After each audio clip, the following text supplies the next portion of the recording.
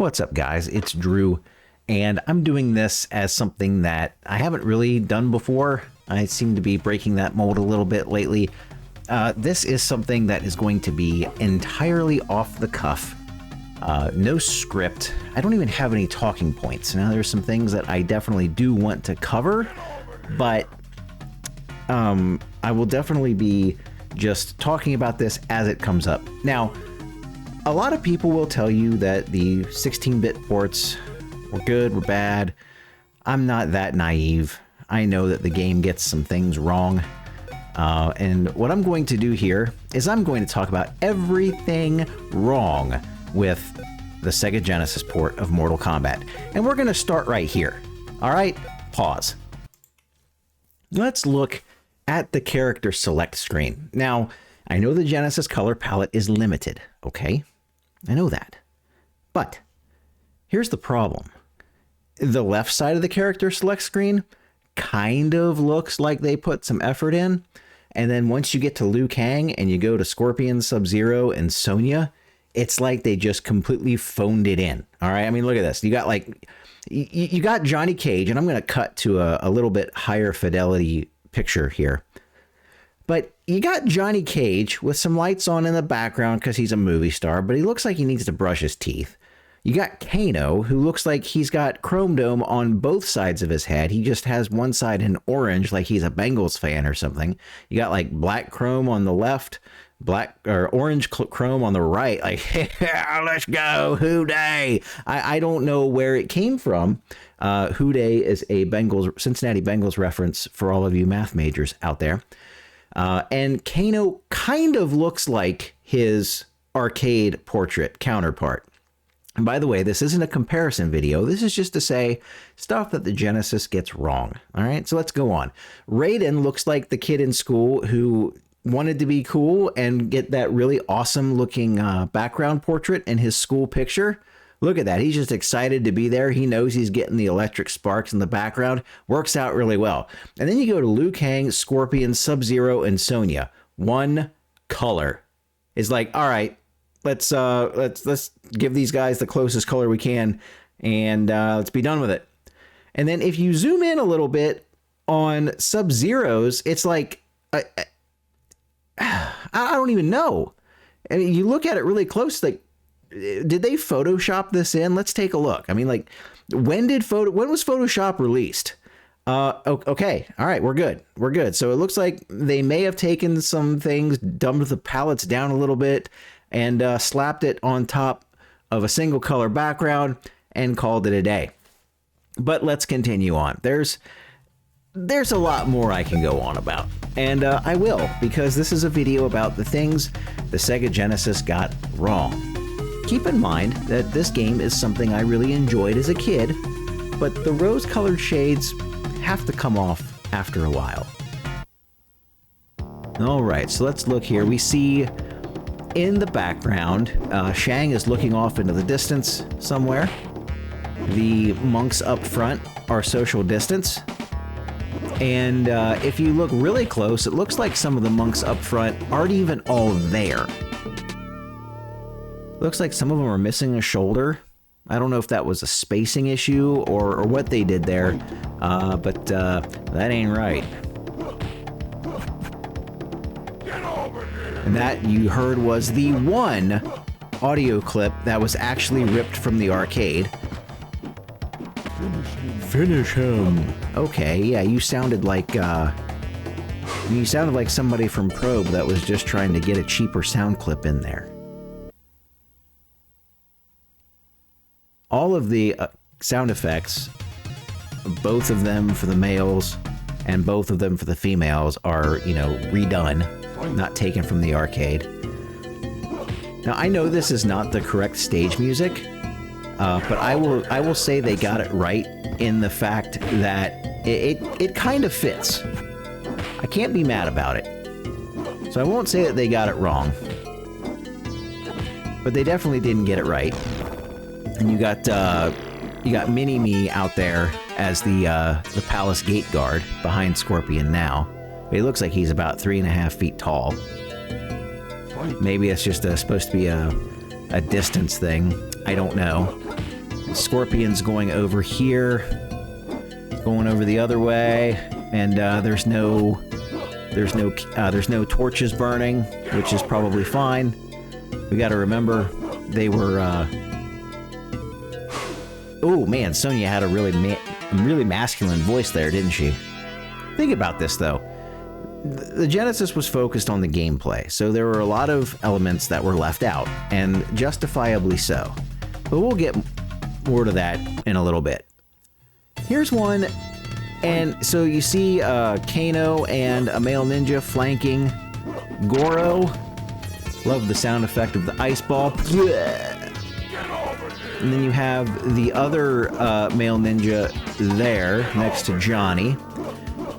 And I am fairly certain that this stage was created, had to have been created, when there were only 6 characters in the game. Because you have to remember, Sonya was a last-minute add. But we're going to go across, I think, and we're going to see the other side. So you have Kano, Johnny, one of the male ninjas, and let's keep going. The other male ninja, Raiden, and Sonya. Where's Liu Kang? Where is Liu Kang? Why did they do that? Like, did they just decide in the Genesis version that, like, you know what, we really don't like Liu Kang, or you know, this is Shang Tsung's island. He's not gonna do Liu Kang any favors here. He's not giving him a spot in the warrior shrine. But you know, besides all of that, this stage I feel like is the best looking one in the game. And there's Scorpion again. Good job, Scorpion.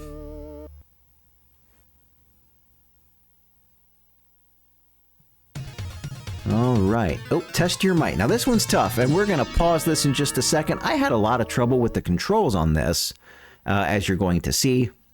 I failed this miserably. Oof. All right, pause. Let's talk about the control scheme in this game a little bit. If you had the 3-button controller, you had A, B, C, and start. A was low punch unless you pushed back or forward, and then it was high punch. And B was low kick, and C was high kick, and those had all their normal functionalities. Now, of course, because of that, certain moves had to be changed. But one thing I really didn't understand was low kick was the knee, and not low punch, or punch for that matter, but high kick, while up close, was the throw. Why on earth, though, would you think the throw with high kick? But let's go over to the 6-button controller for a minute. And I don't know how that the game knows that you have a 6-button controller versus a 3-button controller. There's probably some electronics in there somewhere, I'm guessing. But regardless of that, you had high punch and low punch, and back low punch, back or forward low punch didn't give you a high punch, which was nice. But you could also do all your moves that were punch related with low punch or high punch. So you could do back high punch and get Scorpion's spear. You could do down forward high punch and get Sub-Zero's freeze. And you could do either punch button for the fatality inputs. And now the other part of this was you got not only one block button, you got not only 2 block buttons, but you got 3 block buttons. Now, let me tell you a little rant.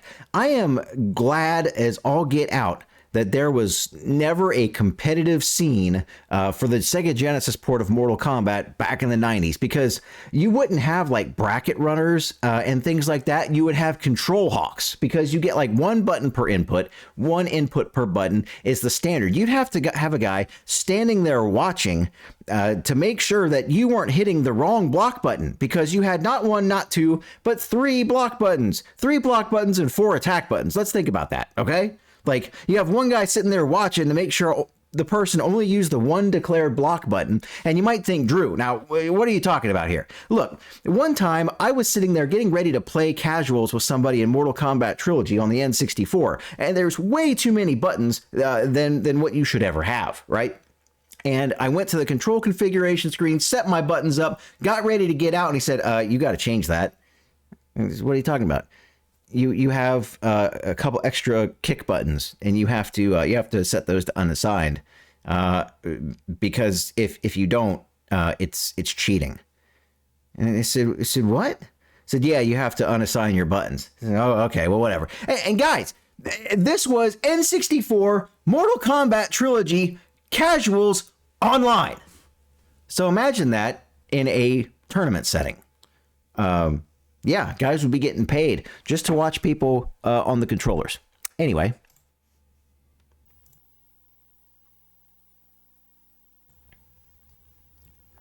Moving on to Raiden, and this one's fun because the pit is the one place outside of the Goro fight in this game where you can see significant slowdown, as you're seeing right here.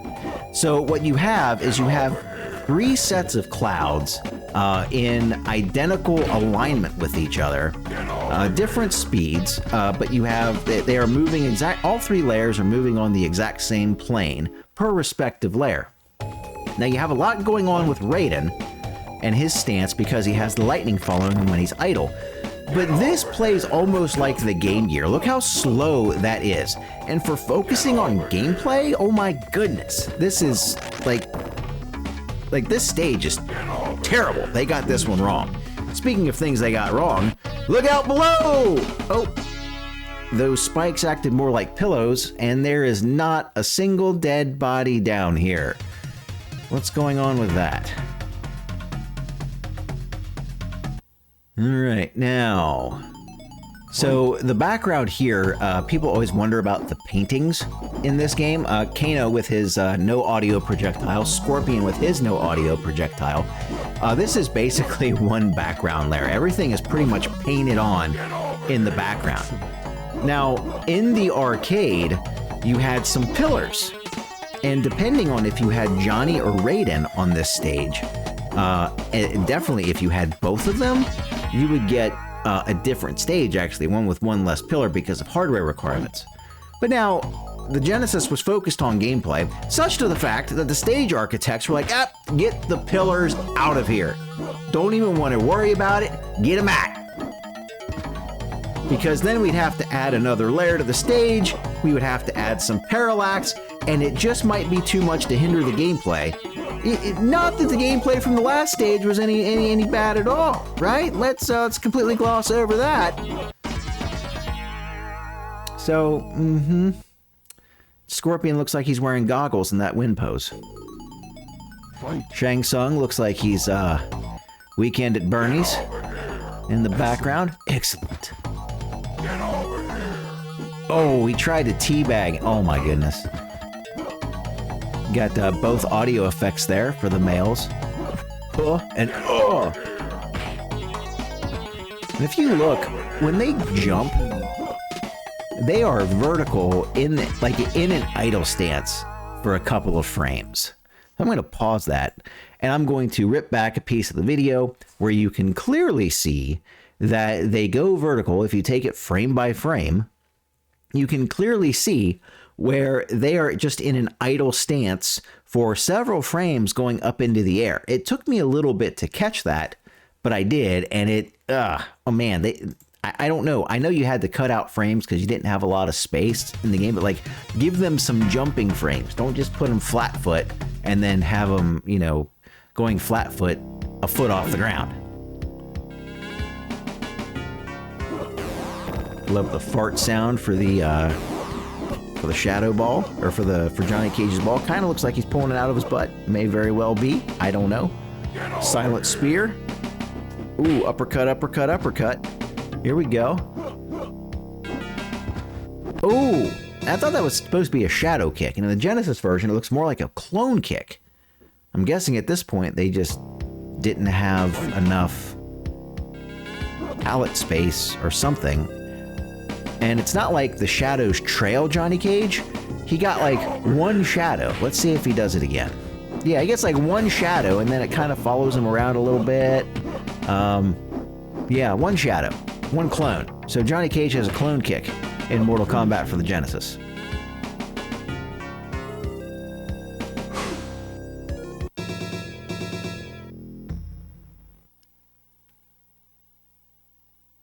Pretty well done there.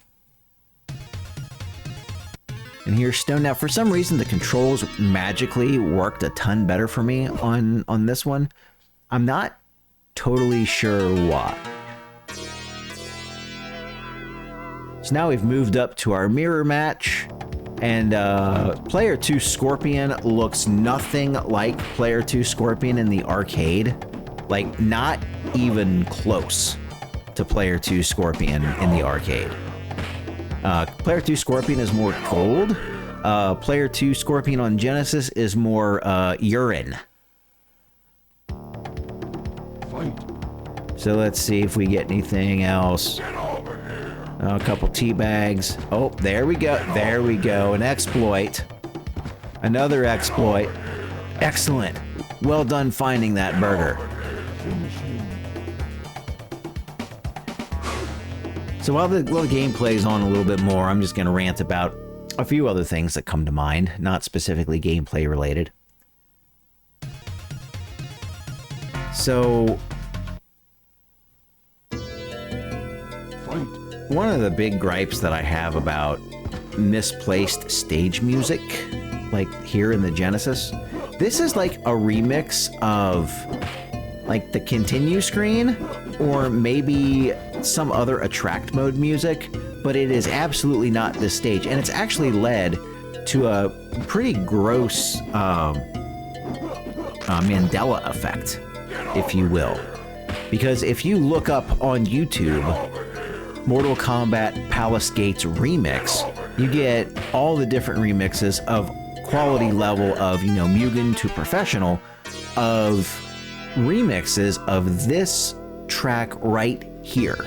And in fact, if you look up Mortal Kombat Palace Gates OST, some of them conveniently leave out that it's the Genesis version, and you get this one instead. Get over here. Get over here. I like how he just kind of phased out of existence there. He got about 2 inches off the ground and went up in flames. Let Raiden come in. Get over here. Ooh.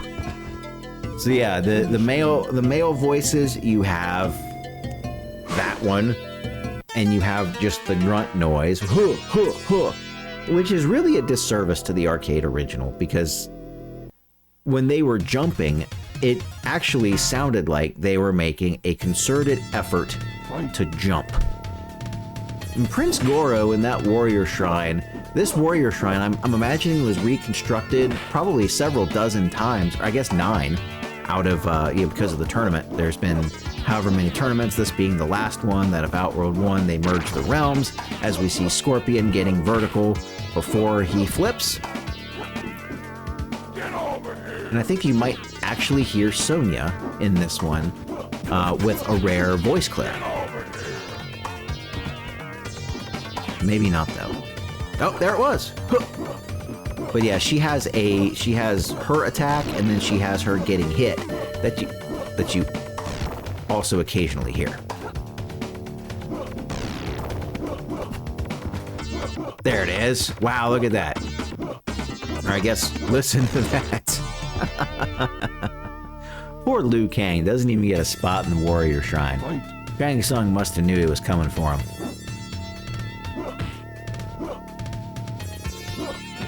But I will give the Genesis developers credit on this one. I know that everything behind the layer of statues is just paint, is basically one layer. It's not, there's no parallax back there. It's basically a flat background. But the trees, they look good back there. This stage is very well constructed.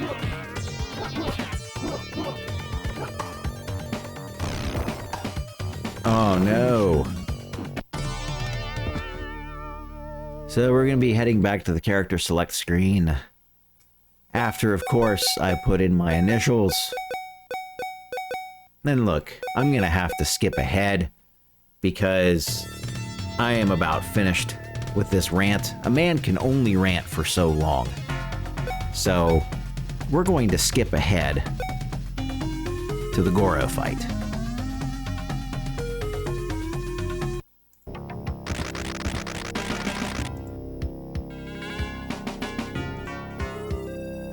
So here we are at the Goro fight. Raiden gets a free hit, and you can take this as a rant if you want, or you can take it as a compliment. The home version, the other home versions, if I'm not mistaken, Goro, at least Goro, had a real life bar. Goro has a regular character life bar here, and as you can tell, it is extremely exploitable.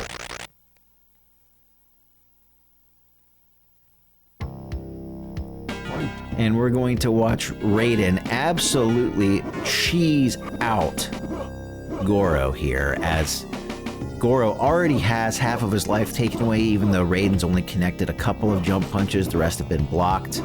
And that's going to be the end for Goro. Raiden just absolutely demolished him. The gameplay in that stage, it slows down a little bit on the Goro fight, but the reality of it is, it's not that bad. It's, oddly enough, it's not as bad as the pit. Goro likes to make that noise a lot, because again, you get 2 male character voices, you get 2 female character voices. Shang tried to cloak after he morphed into Liu, and it didn't work. So, here's Shang again. Oh, good miss. That was another one. You could see Raiden's palette there for a minute, and it looked like Raiden hadn't done the laundry in a while.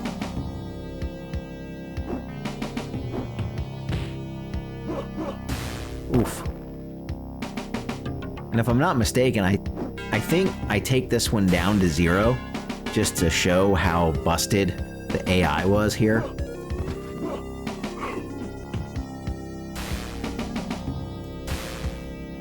Mind you, this is the final boss fight in a fighting game.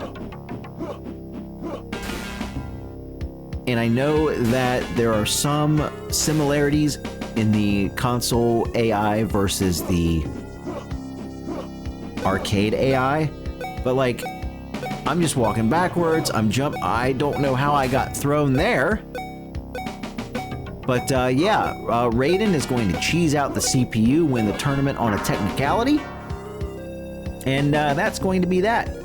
You get no ending cinematics whatsoever, no ending theatrics, I suppose. You do get some cinematics here, but you don't have any of the characters coming out of Shang Tsung. You don't have anything special, even when he does beat him.